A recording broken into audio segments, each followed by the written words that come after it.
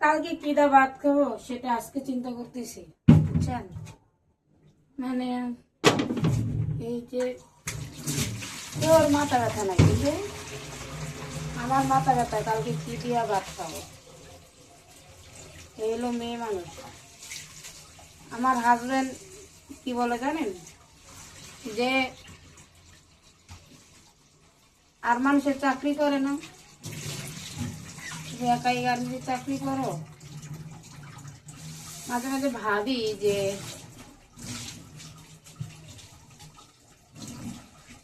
যে আমরা লেখাপড়া করি নাই দেখা চাকরির এত ভয় পাই। যারা বাংলাদেশ লেখাপড়া শেষ, বিদেশ লেখাপড়া শেষ, বয়স 35 হয়ে যায়, পরে তারা চাকরি করে।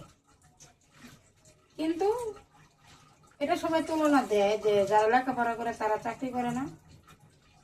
তাদের যেটা খেলার সময় খেলে, যাদের যেটা ঘোরার সময় ছিল তারা সেটা উপভোগ করছে।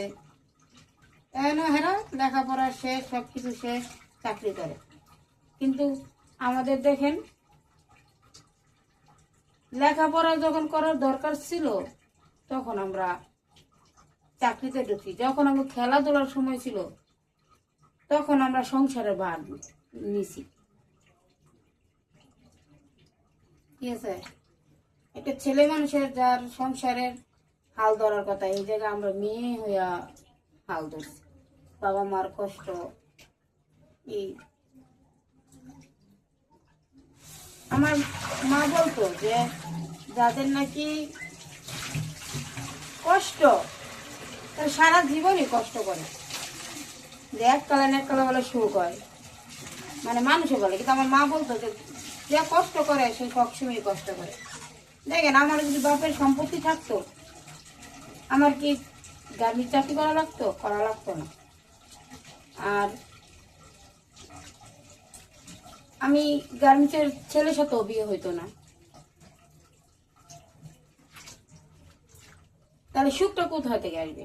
বাবা গরিব দেখা নিজে চাকরি করছি, আমি গরিব, আমার কি জমিদার করে বিয়ে হইব? আমি মূর্খ, আমার কি শিক্ষিত ছেলে বিয়ে করবে? না।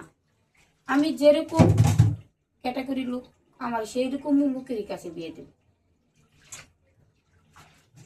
যদি বাপ মা গরিব থাকে, ছেলেরা যদি অনেক ধনী থাকে, এই সংসার হাই গেলে গুইনা গুইনা 3 মাস টিকে, পরে আর টিকে না। কেননা শ্বশুর বাড়ির অনেক কথা, যায় না আয় না।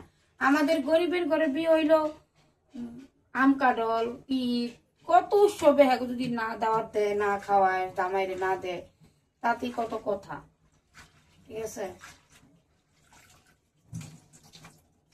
আমার দুঃখের কথা শুনতে চাইলে আমার পেজটা ফলো দিতে হবে।